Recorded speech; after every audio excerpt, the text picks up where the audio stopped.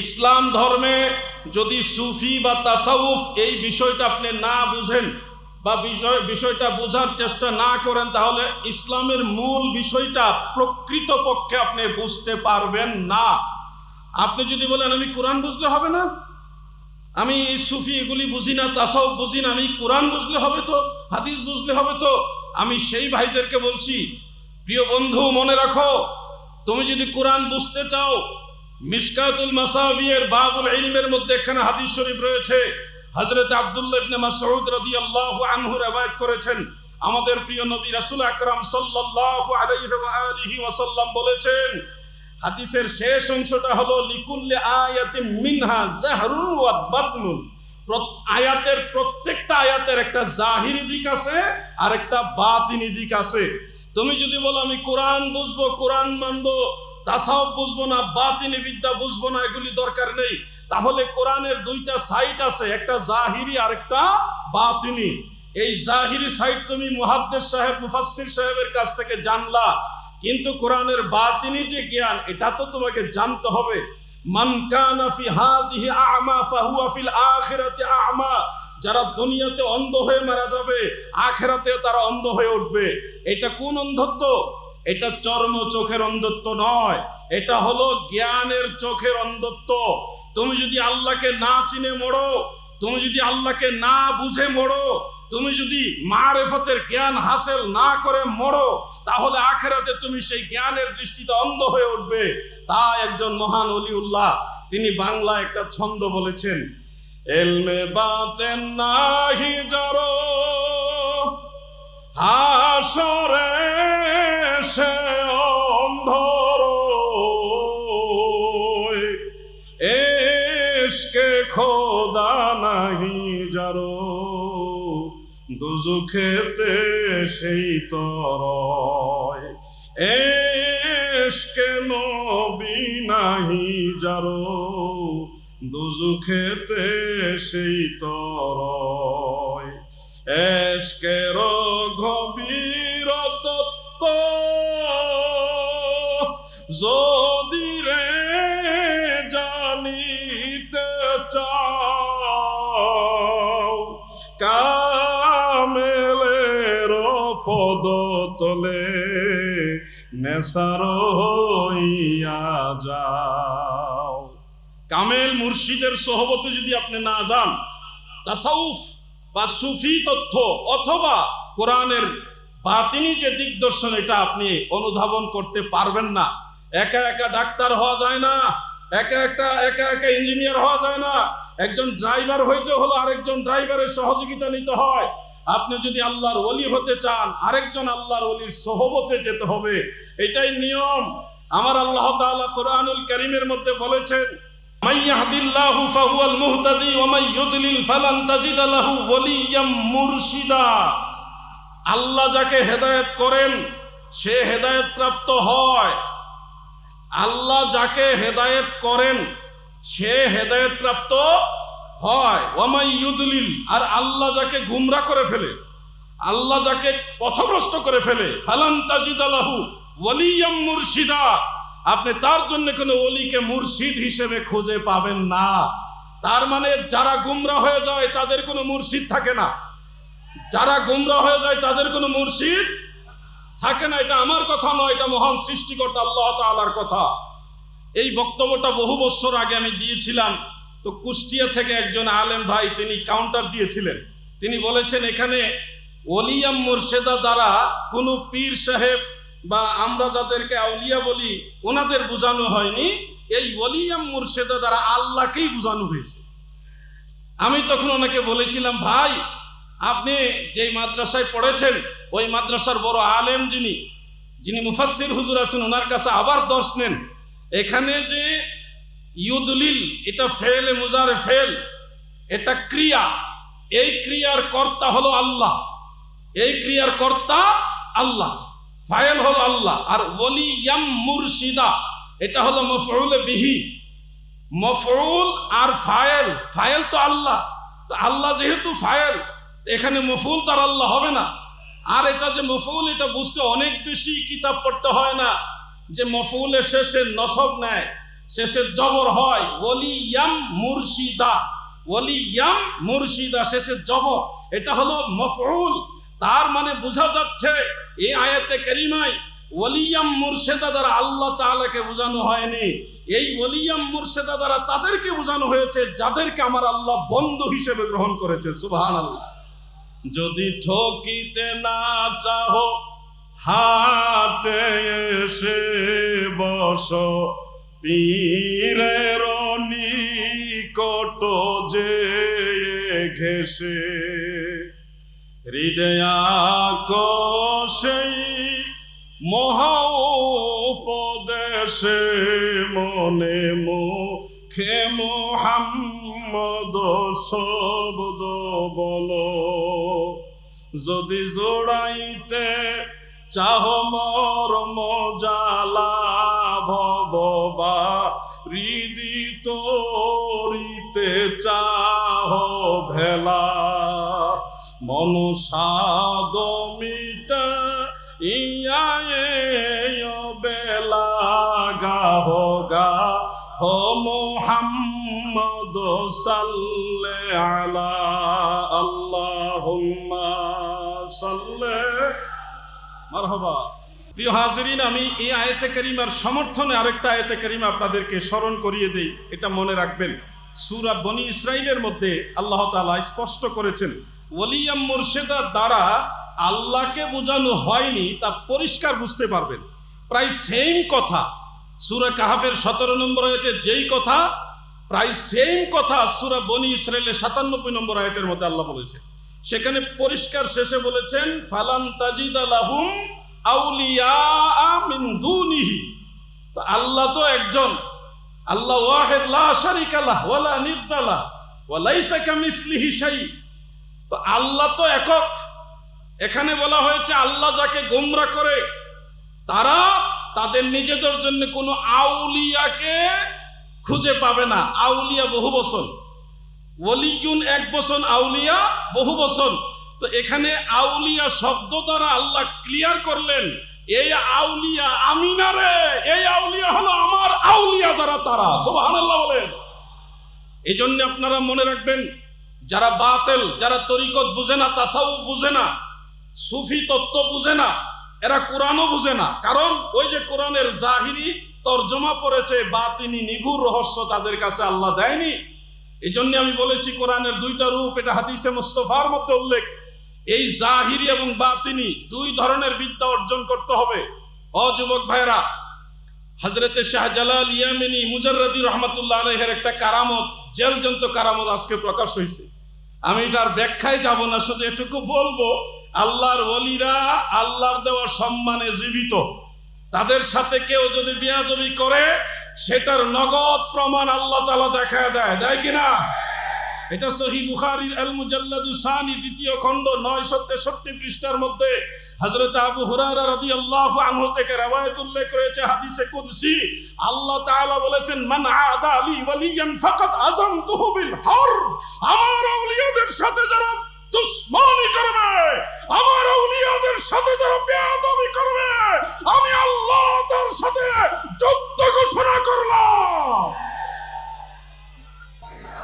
যারা মাজারে যাওয়াই জায়েজ মনে করে না, মাজারে গেলে কই মাজার পূজারি, মাজারের মানত করাকে হারাম বলে, মাজারে টাকা পয়সা দেওয়াকে প্রকাশ্যে হারাম বলে, তারা গেছে মাজারের টাকা সুষম বন্টন করতে।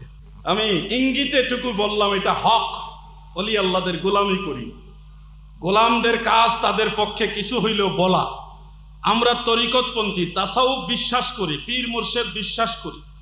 তরিকত তাসাউফের মূল জিনিসটা কোরআন থেকে এসছে। যুবকবারে খেয়াল করেন, তরিকত তাসাউফের মূল জিনিসটা কোত্থেকে এসছে? কোরআন থেকে এসছে। বলবেন নবীজির জামানায় কি সুফি অথবা তাসাউফ ছিল? আমি বলবো এই নামে ছিল না, কিন্তু কাজে ছিল। নামটা পরে হয়েছে, যেমন হানাফি মাযহাব নবীজির জামানায় ছিল না, পরবর্তীতে নামে যদিও হানাফি মাযহাব প্রকাশ হয়েছে, কিন্তু কাজটা নবীজিরই কাজ। কাজটা কিন্তু ইমাম আবু হানিফার বানানো নয়, এটা মদিনাওয়ালারই কাজ। মানুষ ভালোবেসে ইমাম আবু হানিফা রহমাতুল্লাহ আলাইহি যুগের ইমাম, তিনি সব আলেমদেরকে নিয়ে, ইমামদেরকে নিয়ে, মুজতাহিদদেরকে নিয়ে একসাথে করে নবীর তরিকাটা আমাদের সামনে তুলে ধরেছেন, অনেক পরিশ্রম করেছেন। এই জন্য ভালোবেসে মানুষ তিনার এই খেদমতটাকে স্মরণ রাখার নিয়তে বরকতান নাম রেখেছেন হানাফি মাযহাব। যেমন ইমাম বুখারী রহমতুল্লাহ আলাইহি, তিনার বুখারী শরীফের ভিতরে যত হাদিস শরীফ এনেছেন সবগুলো হাদিস শরীফ দয়াল নবীজির হাদিস শরীফ, আল্লাহর রাসূল সাল্লাল্লাহু আলাইহি ওয়াসাল্লামের হাদিস শরীফ, কিন্তু কিতাবের নাম মানুষ বরকতান বলে বুখারী শরীফ। এই বুখারী শরীফ নাম রাখাতে এটার অর্থ এই হয়নি যে এটা রসুলের হাদিস না, এটা ইমাম বুখারীর হাদিস হয়ে গেছে, এরকম না, এটা বরকতান না। প্রিয় হাজিরিন, সুফি বা তাসাউফ এই জিনিসটা নবীজির জামানাতেও ছিল, কিন্তু এই নামে ছিল না। কোরআনের মধ্যে আপনারা দেখবেন তিলাওয়াত যদি নিয়মিত করেন, বিভিন্ন জায়গায় দেখবেন একটা কথা আল্লাহ তাআলা বারবার বলেছেন, ইউআল্লিমুহুমুল কিতাবা ওয়াল হিকমাতা ওয়া ইউযাক্কিহিম। এই ওয়া ইউযাক্কিহিম একই কথা বিভিন্ন আয়াতে আল্লাহ তাআলা উল্লেখ করেছেন। আপনি তাদেরকে পবিত্র করবেন, নবীজি উম্মতকে পবিত্র করবে। এবং অন্য আয়াতে কারিমায় আল্লাহ তাআলা বলেছেন, কাদ আফলাহা মান তাযাক্কা ওয়া যাকারা ইসমা রাব্বিহি ফাসাল্লা। এখানেও আল্লাহ তাআলা বলেছেন অবশ্যই সফল কাম হবে তারা যারা তাজকিয়ায়ে নফস করেছে, আত্মাকে শুদ্ধ করেছে, আত্মাকে শুদ্ধ করেছে এবং নামাজ আদায় করে, জিকিরও করে, নামাজও আদায় করে। নামাজের কথা বলছে সবার শেষে, জিকিরের কথা বলছে আগে। মনে রাখবেন এখানে একটা হাকিকত আছে, হাকিকত আছে, জিকির ছাড়া নামাজ হয় না, জিকির ছাড়া নামাজ হয় না। জিকির ছাড়া নামাজ হয় না এর অর্থ এই না যে নামাজে দাঁড়ায় ইল্লাল্লাহ ইল্লাল্লাহ ইল্লাল্লাহ এরকম জিকির না। এই জিকিরের অর্থ হলো হুজুরি কাল। হুজুরি কাল মানে হলো একটা কিতাব আছে, ওটার নাম কানজুল উম্মাল। কানজুল উম্মাল ইমাম মুত্তাকি হিন্দি রহমতুল্লাহ আলাইহি সেখানে দাইলামি শরীফের সূত্রে একখানা হাদিস উল্লেখ করেছেন।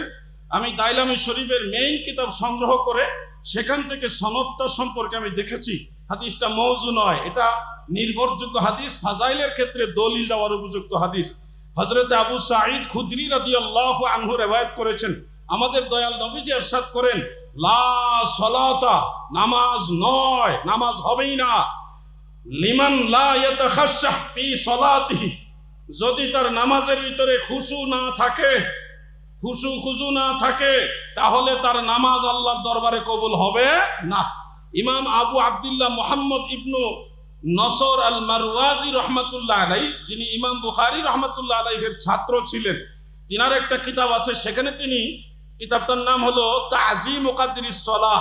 তাযীমু কাদরিস সালাহ, এটা প্রায় 1200 বছরের আগের কিতাব, সেটা আমি সংগ্রহ করেছি।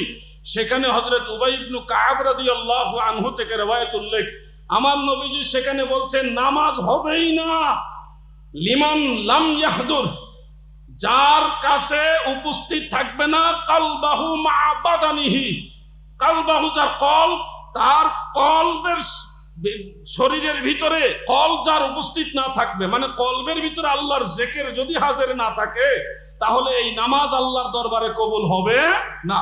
এক কথায় মুহাদ্দিসিনে কেরাম অনেকে বলেছেন, লা সালাতা ইল্লা বিহুদুরিল কলব, হুজুরি দিল ছাড়া নামাজ হয় না। আমি ওই কথাটা কেন আনলাম, যে আল্লাহ তাআলা তাজকিয়ে নফসের কথা বলেছেন সবার আগে, কাদ আফলাহা মান তাযাক্কা, তাজকিয়ে নফস, আত্মাকে শুদ্ধ করার কথা প্রথমে আনলেন।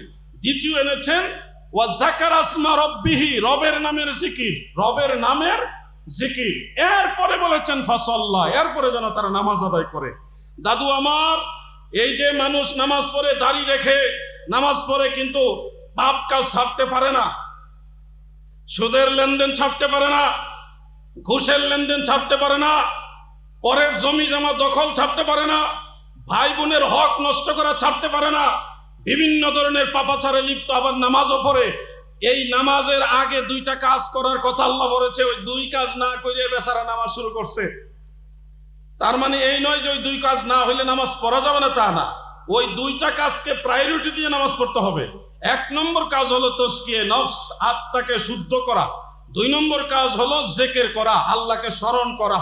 যেমন অন্য একটা হাদিসের মধ্যে, নাসাই শরীফের মধ্যে উল্লেখ রয়েছে, ক্বালা রাসূলুল্লাহি সাল্লাল্লাহু আলাইহি ওয়াসাল্লাম, ইন্নাল্লাহা লা ইয়াকবালু মিন আমালিকুম ইল্লা মা কানা লাহু খালিসান, রাওয়াহুন নাসাই, ইসনাদুহু সহিহ। আমার দয়াল নবী বলেন, উম্মতেরা গো,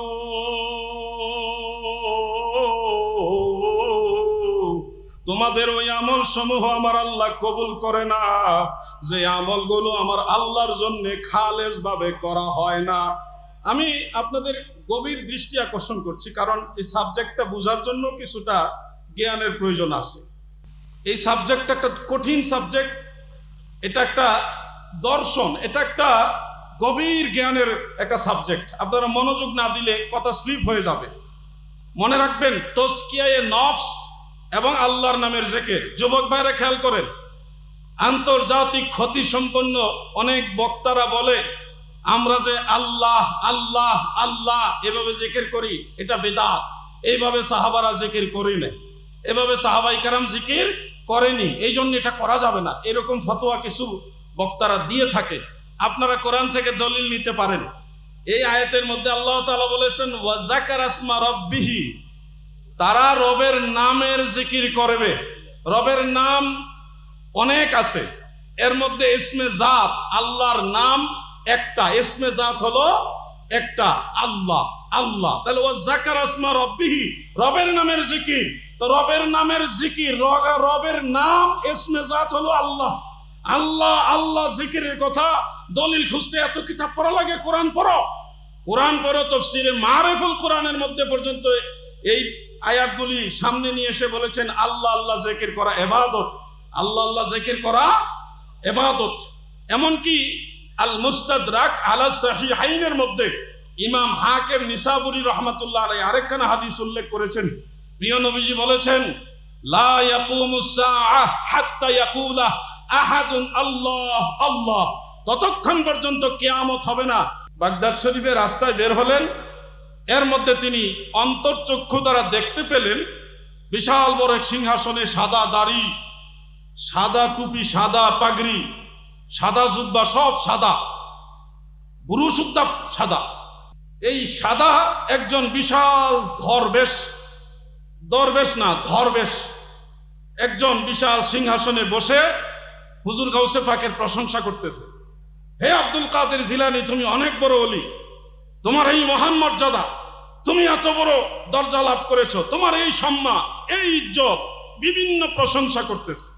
গাউসে পাক তার প্রশংসা শুনে হঠাৎ করে একটু স্তম্ভিত হয়ে তাকিয়ে রইলেন। ঘটনা কি? চিনি না জানি না একটা লোক, সে আমার প্রশংসা করে কেন?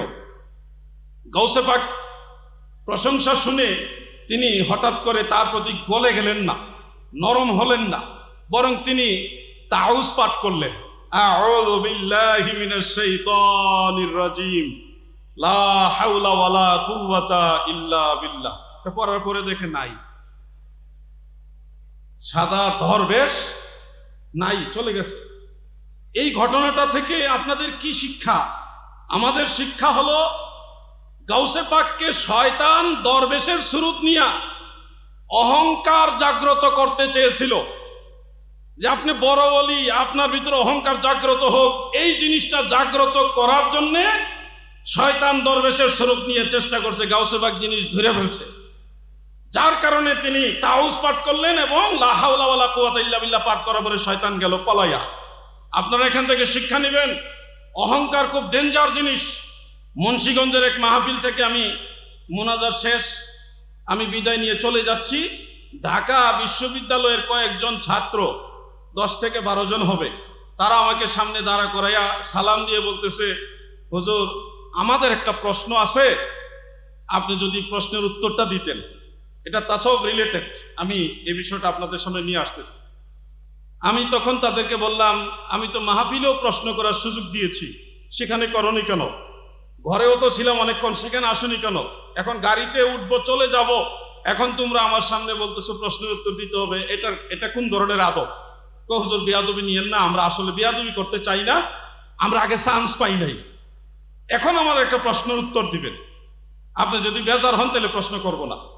আমি চিন্তা করলাম, ঢাকা বিশ্ববিদ্যালয়ে পড়ে ছেলেগুলো তো অবশ্যই তাদের গুরুত্ব দেওয়া উচিত। আমি বললাম যে ঠিক আছে, বলো তোমাদের কি প্রশ্ন। বললো যে হুজুর, ইবলিস যখন ইবলিস ছিল না, শয়তান যখন শয়তান ছিল না তখন তো আর শয়তান নাই, শয়তানই শয়তান না, শয়তান তখন মুআল্লিমুল মালাইকা। তো আদম আলাইহিস সালামের প্রতি সেজদা দেওয়ার জন্য আল্লাহ আদেশ দিলেন উসজুদু লিআদামা, তখন তো শয়তানই শয়তান না, সেও তো ভালো। তো কিসে উনাকে মানে ইবলিশকে আজাজিলকে কে আইসা সেজদা দেওয়া থেকে বাধা দিল?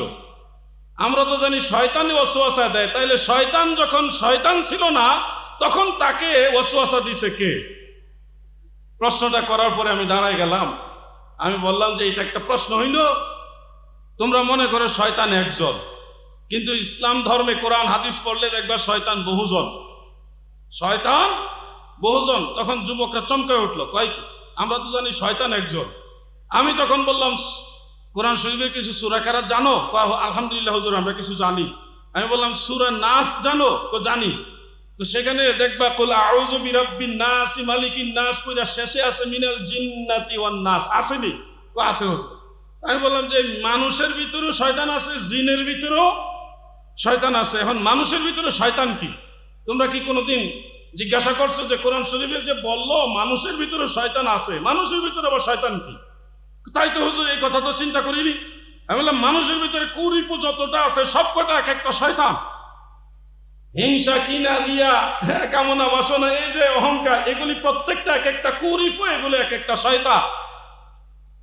আর ইবলিশ জাতে জিন ছিল। ইবলিশ জাতে কি ছিল? জিন ছিল। আল্লাহ বলেছে মানুষের ভিতরেও শয়তান আছে, জিনের ভিতরেও শয়তান আছে। ওই ইবলিশ যেহেতু জাতে জিন, তার ভিতরেও এই কুরিপুগুলো শয়তান হিসেবে কাজ করেছে। আপনারা দেখবেন হযরত আদম আলাইহিস সালামকে যখন আল্লাহ তাআলা আদম আলাইহিস সালামের প্রতি যখন ফেরেশতাদেরকে আদেশ দিলেন উসজুদু লিআদামা, তখন ইবলিশ সেজদা করে নাই কেন? কারণটা উল্লেখ আছে। আবা ওয়াস্তাকবারা ওয়া কানা মিনাল কাফিরিন। ওয়াস্তাকবারা, এখানে ইবলিশের ভিতরে অহংকার কাজ করেছে, অহংকার। তো ওই কোরআন অনুযায়ী অহংকারও একটা শয়তান, অহংকারও একটা কি? শয়তান। মনে রাখবেন টয়লেটে প্রবেশ করার সময় একটা দোয়া পড়তে হয়। আপনাদের কি সবার সেই দোয়া জানা আছে? বলেন তো দেখি। আল্লাহুম্মা ইন্নী আউযু বিকা মিনাল, আচ্ছা শেষের শব্দটা খাবাইস। খাবাইস এক বচন না বহু বচন? তার মানে বোঝা যাচ্ছে খবিশ শয়তানও একজন না, খবিশ শয়তানও অনেকগুলো আছে। কথাগুলি বুঝতে পারছেন? কোরআন শরীফের বহু জায়গায় শায়াতিন শব্দ আছে, শায়াতিন বহু বচন, অনেক শয়তান। এজন্য ইবলিশ যখন ইবলিশ ছিল না, শয়তান যখন শয়তান ছিল না, তখন সে জাতে জিন হওয়ার কারণে তার ভিতরে জিনের ভিতরে যেই শয়তানগুলি থাকা দরকার ওগুলি ছিল। এর মধ্যে একটা হলো অহংকার। সেই অহংকারের কারণে, অহংকারের ধোঁকায় পড়ে ইবলিশ মালউন হয়েছে, লানত প্রাপ্ত হয়েছে। এই হইল খুলাসা বক্তব্য। আর কিছু প্রশ্ন আছে কিনা বলো? যুবকরা তখন স্তব্ধ হয়ে দাঁড়ায়, বলে হুজুর জীবনে এই প্রশ্ন বহু আলেমকে করছি, কিন্তু এমনি বুঝাই দেয় না কেউ। আপনি বুঝাই দিয়েছেন, আপনার ধন্যবাদ। আপনি আসেন একটু আমার চা নাস্তা খেয়ে যান, আমি গাড়ি তুলবো, তারা আমার এখন চা নাস্তা খাওয়াইবো। এটা আমার জীবনের একটা বাস্তব ঘটনা। এখান থেকে শিক্ষা নিবেন। তরিকত, তাসাউফ, সুফি এবং এই যে আমরা আউলিয়া পীর মুর্শিদ বলি, এখানে কি শিক্ষা দেয়? আত্মাকে শুদ্ধ করা, অহংকারকে দমন করা। অহংকার হলো আল্লাহর চাদর, এই অহংকার দমন করা, কুরিপু প্রত্যেকটাকে দমন করে সুরিপুগুলোকে জাগ্রত করা, এটাই হলো তাজকিয়ায়ে নফস। তাজকিয়ায়ে নফস। কাদ আফলাহা মান যাক্কাহা ওয়া কাদ খাবা মান দাসসাহা। যারা আত্মাকে শুদ্ধ করে তারাই সফলকাম হবে। মুর্শিদে কামিলের সোহবতে গিয়ে যারা নিজের নফসকে পরিশুদ্ধ করতে পেরেছে তারা সফলকাম হবে। আর যারা এই আত্মাকে শুদ্ধ করতে পারেনি, আমার আল্লাহ বলেছে তারা সফলকাম হতে পারবে না। যুবক ভাইরা খেয়াল করেন, এখানে নফসের কথা এসছে। নফসের ওয়াজ তেমন একটা হয় না। নফস কোরআনের ভিতরে অনেকগুলো নফসের কথা আছে। হযরতে মুজাদ্দিদ আল ফিসানি রহমতুল্লাহ আলাইহি মাকতুবাত ইমামে রব্বানির মধ্যে উল্লেখ করেছেন, নফস হলো 5 প্রকার। নফস কয় প্রকার? 5 প্রকার। 5টা নফসের মধ্যে আমি গুনাহগার 4টা নফসের কথা কোরআনুল কারীমের ভিতরে পাইছি, আরেকটা নফসের কথা হাদিস শরীফে পেয়েছি, 5টা নফসের কথা আছে। আপনারা দেখবেন অনেক তাফসীরুল কোরআন মাহফিল হয়, কিন্তু নফসের ওয়াজ হয় না। এই নফসের ওয়াজ হয় না বিধায় এখন ছোট ছোট বাচ্চারাও ওই তথাকথিত মুফাসসিরদের কাছে নিরাপদ না।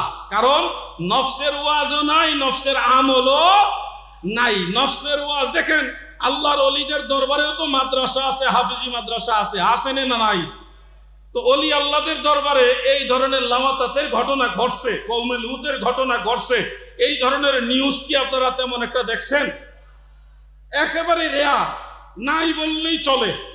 আল্লাহর ওলিদের দরবারে অনেক মাদ্রাসা আছে, কিন্তু কোথাও এই ধরনের দুর্ঘটনার কথা আমরা তেমন একটা শুনি না। কারণ ওখানে তাজকিয়ে নফসের ট্রেনিং হয়, মিলাদ শরীফ হয়, নবীকে দাঁড়ায় সালাম দেয়, সেখানে আল্লাহর নামের জিকির হয়, তরিকতের শিক্ষা হয়, সুফি তত্ত্বের জ্ঞান সেটা বিতরণ করা হয়। কিন্তু আপনি দেখেন যেই গ্রুপের ভিতরে নফসের কোনো আলোচনা নাই, তাজকিয়ে নফসের কোনো গুরুত্ব নাই, এই গ্রুপের ভিতরে ছোট ছোট বাচ্চারা অনিরাপদ। তো সঠিক ইসলাম খোঁজার জন্য আপনার দূরবীন লাগবে না। আপনি দেখেন এই চট্টগ্রামে অসংখ্য দরবার আছে। আমি এখন খুব টেনশনে আছি।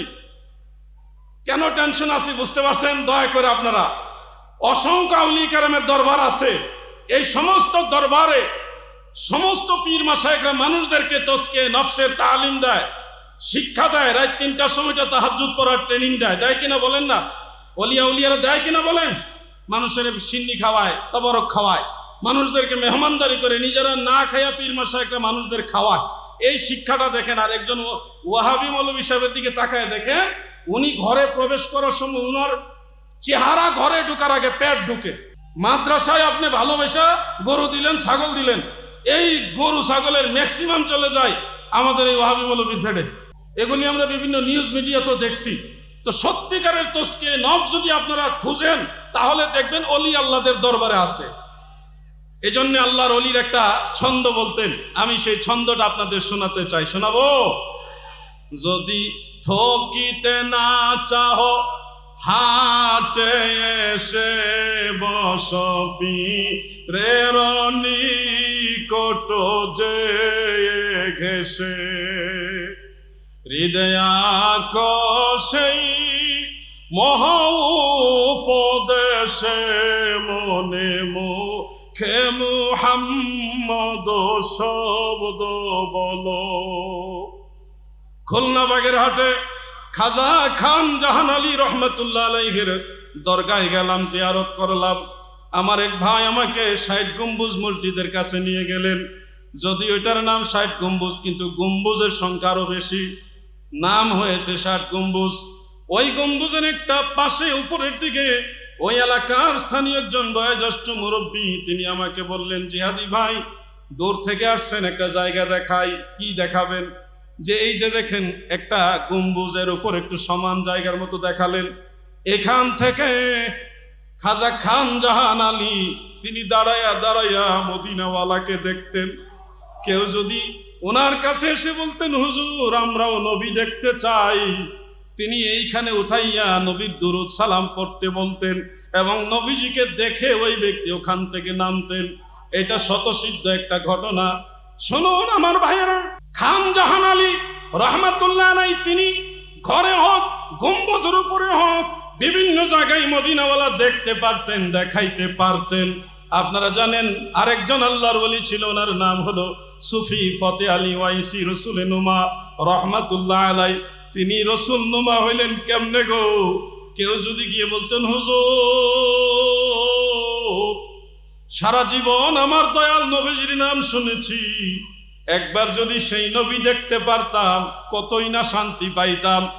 সুফি ফতে আলী ওয়াইসি রসুল নুমা রহমাতুল্লাহ আলাইহি ওই ব্যক্তিকে ওযু কালাম করাইয়া পবিত্রতার হালতে, মুরাকাবার হালতে বসাইতেন। ওই মজলিস থেকেই আল্লাহর নবীকে দেখা দিতে পারতেন। কিছু চাহিলে তোমার নিকট হে শুধু দর্শন অভিলাষ মনে। কিছু চাহিলে তোমার নিকট হে শুধু দর্শন অভিলাষ মনে, ভবেরা জয়ধি রাজ কর যদি কবুধ রিবে না মনে তোমা বিনে, যদি জাগ্রত দেখাতে অবদন। আরে ইমাম জালালউদ্দিন সুয়ুতি মিশরের কায়রোতে তিনি শুয়ে আছেন, তিনার মাজার শরীফ যখন আমরা জিয়ারত করি তখন আমাদের ভাই মাওলানা তামিম মিল্লাহ সাহেব একটা গজল গাইলেন, ওলিউল্লাহ আশিকি সাহেব এই গজলটা গায়, আমাদের সুন্নি জামাতের অনেক আলেমরা গায়। জালালউদ্দিন সুয়ুতি ৭৫ বার দেখলো নবীজি, এই গজলটা গাইলেন, আমরাও গাইলাম। জালালউদ্দিন সুয়ুতি ৭৫ বার আমার নবীকে দেখেছেন, এর মাঝে অনেকবারই আমার নবীকে জাগ্রত অবস্থায় দেখেছেন। সুবহানাল্লাহ বলেন। এই কথাটাকে ছন্দে ছন্দে বলছে, যদি জাগ্রত দেখাতে অবদন মনে না হিলয়ে তবে অচেতন, যবে ঘুমে স্বপ্নে দর্শন দাও হে নূরুল হুদা দিনহীন দাসে। আমি বড় দুর্বল গোলাম, আমি বড় দিনহীন দাস, ওগো নবী স্বপ্নে যুগে আমাকে একবার দেখা দিবেন। এই কথাগুলি আশিকে রাসূলরা বলে। হবিগঞ্জের একজন আলেম ভাই, উনি একজন বয়োজ্যেষ্ঠ মুরব্বী মানুষ, আল্লাহ ওনাকে সঠিক বুঝ দান করুক। তিনি দাবি করলেন যে মিলাদে আমরা যে নবীজিকে দেখি, অথবা অনেকে দেখে অনেকে দেখে না, ম্যাক্সিমাম দেখে না, কিছু কিছু মানুষও দেখে, অথবা আমরা বলি রাসূল করিম সাল্লাল্লাহু আলাইহি সাল্লাম আল্লাহ প্রদত্ত ক্ষমতায় আসতে পারে। নবীজি যে কোনো জায়গায় যে কোনো সময় আল্লাহর নবী যেতে পারে, দেখা দিতে পারে। উনি আমাদের প্রশ্ন করলেন যে তোমরা যদি নবীকে দেখো, নবী যদি হাজির নাজির হয়, তোমরা যদি নবীকে দেখো তাহলে সাহাবী দাবি করো না কেন? তোমরা তাহলে সাহাবী দাবি করো না কেন? আর যদি নবীকে দেখার পরেও তোমরা সাহাবী না হও তাহলে তোমরা কাফের। কারণ যারা নবী দেখেও সাহাবী হইতে পারে নাই তারা কাফের। কাফেররা নবীকে ঈমানের সাথে দেখে নাই, এজন্য তারা কাফের। তোমরা সাহাবীও না কাফেরও না, আবার নবী দেখার দাবি করো কেন? এই প্রশ্নটা উনি থ্রো করলেন। আমি সেই মুরব্বীর হিদায়াত কামনা করি, আল্লাহর কাছে দোয়া করি, এই প্রশ্নটা যদি ওনাদের দেওবন্দের মুরব্বী, দেওবন্দের বড় আলেমদেরও পীর যিনি হাজী আমদাদুল্লাহ মুহাজিরে মক্কি রহমাতুল্লাহ আলাইহিকে করতেন, তাহলে কতই না ভালো হইতো। কারণ আমদাদুল্লাহ মুহাজিরে মক্কি উনি সুন্নি আকীদার ছিলেন, এই জন্য আমরা রহমাতুল্লাহ আলাইহি বলি। তিনি বলছেন নবীজির হাজির নাজির এটা আকলান এবং নকলান দুইভাবে সাবিত প্রমাণিত, এবং বহু মজলিসে নবীজি হাজির হন, আশিকে রাসূলরা দেখে। বহু মজলিসে আমার নবীকে গাউসে পাক দেখেছেন।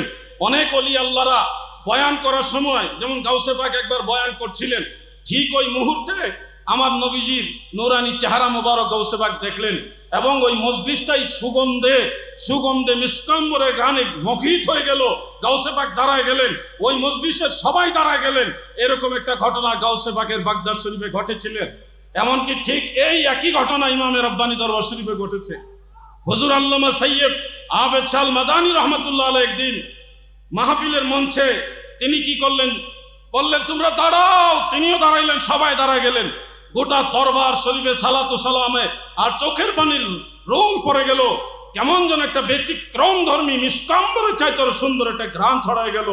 পরবর্তীতে অনেকক্ষণ সালাত সালাম শেষ হওয়ার পরে হুজুর আল্লামা আবেদ শাহ মাদানী রহমাতুল্লাহ আলাইহি তিনি বসলেন, সবাইকে বসালেন, এবং তিনি বললেন এই ফকিরের দরবারে তোমাদের কাছে আল্লাহর হাবিবের নূরানি জিসম মুবারক হাজির হয়েছিল। সুবহানাল্লাহ। ইমাম জালালউদ্দিন সুয়ুতি রহমাতুল্লাহ আলাইহি অসংখ্যবার, ৭৫ বারের কথা তো আছে, আরো বহুবার আমার দয়াল নবীজিকে দেখেছেন। অনেক ইমামরা দেখেছেন। আল্লামা রেফাই রহমাতুল্লাহ আলাইহি নবীকে দেখেছেন, নবীজির সাথে মুসাফাহা করেছেন। এটা একেবারে প্রসিদ্ধ ইমাম সুয়ুতির কিতাবে সনদ সহকারে উল্লেখ আছে। বহু আউলিয়া কেরাম আমার নবীকে দেখেছেন। আমাদের হবিগঞ্জের সেই মুরব্বী শ্রদ্ধেয় আলেম তিনি যদি বলতেন যে এই সব ইমামরা যে আল্লাহর নবীকে দেখেছেন, এরপরে তারা সাহাবী দাবি করলো না কেন? এখন তারা সাহাবী দাবি না করে তেনারা তো চলে গেলেন, তাহলে তাদেরকে কি আমাদের মুরব্বী আলেম কাফের বলবেন কিনা? নিজের উপরে যখন প্রশ্নটা করা হবে তখন কিন্তু ঠিকই বুঝবে নবীকে দেখলেই সাহাবী এই দাবি এই জামানায় করা যাবে না। এটা হলো নবীজি যখন জিসমান এই দুনিয়াতে, দুনিয়াবি জিন্দিগি যেটা, আখেরাতের জিন্দিগিটা দুনিয়ার জিন্দিগির চেয়ে আরো উত্তম। আমার দয়াল নবীজি যখন দুনিয়াতে ছিলেন, মান লাকিয়ান নবিয়্যা সাল্লাল্লাহু আলাইহি ওয়াসাল্লাম ঈমানান ওয়া মাতা আলাল ইসলামে ফাহুয়া সাহাবী, যারা ঈমানের সাথে নবীকে দেখেছে, ঈমানের সাথে নবীকে দেখেছে মানে নবীজির সাক্ষাৎ লাভ করেছে এবং ইসলামের উপর ইন্তেকাল হয়ে গেছে, তাদেরকে বলা হয় সাহাবী। আমরা তো দেখি অন্তর চোখে অথবা কলবের চোখে অথবা স্বপ্ন যুগে অথবা নবীজির পর্দা নেওয়ার অনেক পরে দেখি। এটাকে সাহাবীর সংজ্ঞার সাথে মিলানোটা এক ধরনের মূর্খতা। আল্লাহ তাআলা ওই ভাইদের বুঝার মতো জ্ঞান দান করুক, বলে না আমিন। চট্টগ্রাম এটা মদিনাতুল আউলিয়া, অসংখ্য আউলিয়া কেরামের শহর। এই শহরে হযরতে বাইজিদ বুস্তামি রহমাতুল্লাহ আলাইহি শুয়ে আছেন। তিনি কিন্তু আজকালকের ওলি না, বাইজিদ বুস্তামি রহমাতুল্লাহ আলাইহি অনেক আগের ওলি। ইমাম আহমদ বিন হাম্বল রহমাতুল্লাহ আলাইহির প্রায় সমসাময়িক হলো হযরতে বাইজিদ বুস্তামি রহমাতুল্লাহ আলাইহি, মানে 1100-1150 বছরের আগে। তো বাইজিদ বুস্তামি রহমাতুল্লাহ আলাইহি আসলে ওনার নাম বাইজিদ নয়, বাইজিদ ওনার নাম নয়। বাইজিদ শব্দটা তালিল হয়ে আবু ইয়াজিদ থেকে বাইজিদ হয়েছে। আবু ইয়াজিদ এটা ওনার উপনাম, ওনার আসল নামও আবু ইয়াজিদ নয়, বাইজিদও নয়, আবু ইয়াজিদও ওনার আসল নাম নয়। আচ্ছা, আপনাদের এই মজলিসে কেউ কি জানেন হযরতে বাইজিদ বুস্তামি রহমাতুল্লাহ আলাইহির আসল নাম কি? আচ্ছা, না জানলে আমি স্মরণ করাই দিই। ওনার আসল নাম হলো তাইফুর, ওনার বাবার নাম হলো ঈসা। আবু ইয়াজিদ তাইফুর ইবনু ঈসা রহমাতুল্লাহ আলাইহি।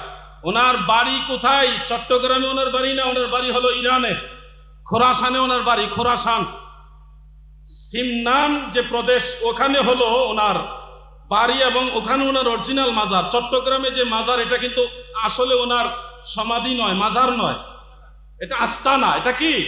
আস্তানা।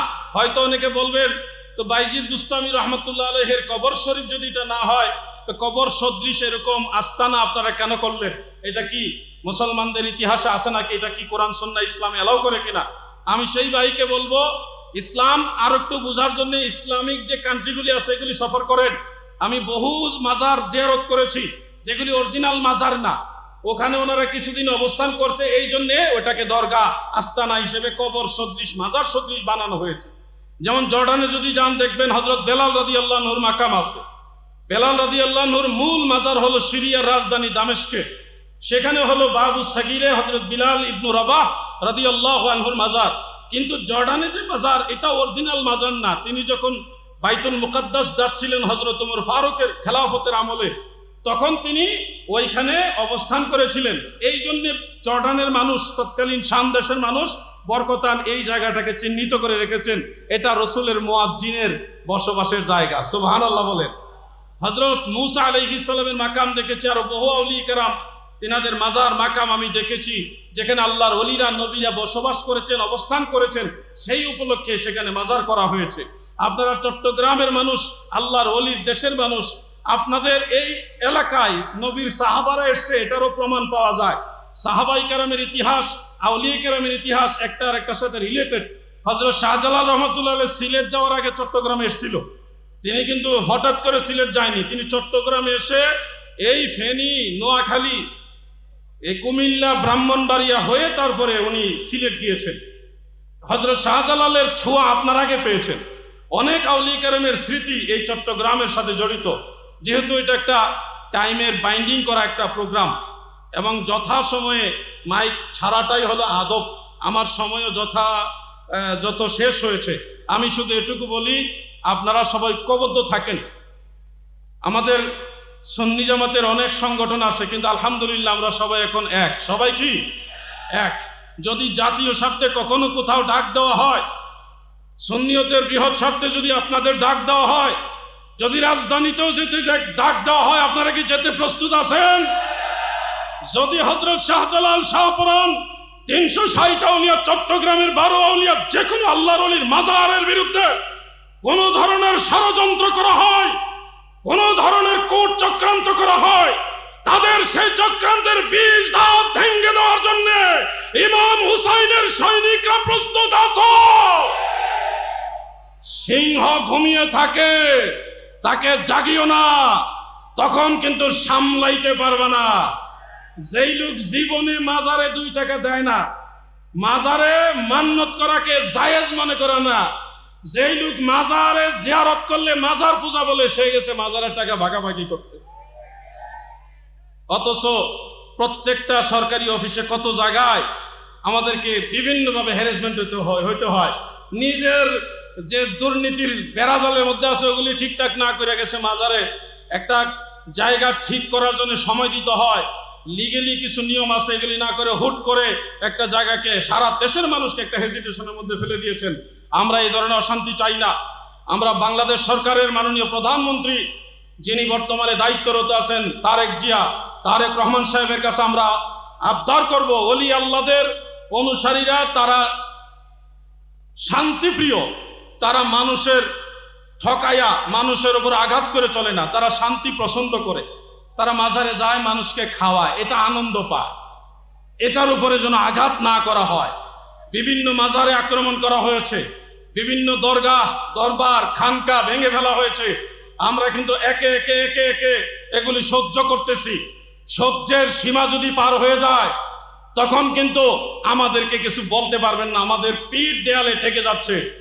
অনেক মসজিদে পর্যন্ত আগুন দেওয়া হয়েছে, মসজিদের ভিতরে কোরআন শরীফ আছে সেগুলাকে জ্বালিয়ে দেওয়া হয়েছে। আরে এটা কেমন ইসলাম যে মানুষ মারা গেছে, সে যেই হোক, সে নাস্তিক হোক, তার লাশ কবর থেকে তুলে 14 দিন পর আগুনে পুড়াইয়া আবার তাকে ধ্বংস করা, এটা কোন ইসলাম? এটা মদিনাওয়ালার ইসলাম নয়, এটা জঙ্গি ইসলাম। এজন্য আপনাদেরকে বলছি, আপনাদের সন্তানদেরকে এই ওয়াহাবি খারিজিদের মাদ্রাসায় দিবেন না। 2 টাকা দিলে সুন্নি মাদ্রাসায় দিবেন, কাজে লাগবে। ভেজাল জাকাত টাকা দিও না। সন্তানকে কোরআন সুন্নাহ, তাজকিয়ে নফস, আত্মশুদ্ধি, ওলি আল্লাহদের শিক্ষা, এগুলি আপনারা দেওয়ার চেষ্টা করেন। আল্লাহ আমাদের সবাইকে আমল করার তৌফিক দেন, আমিন। আসসালামু আলাইকুম ওয়া রাহমাতুল্লাহ।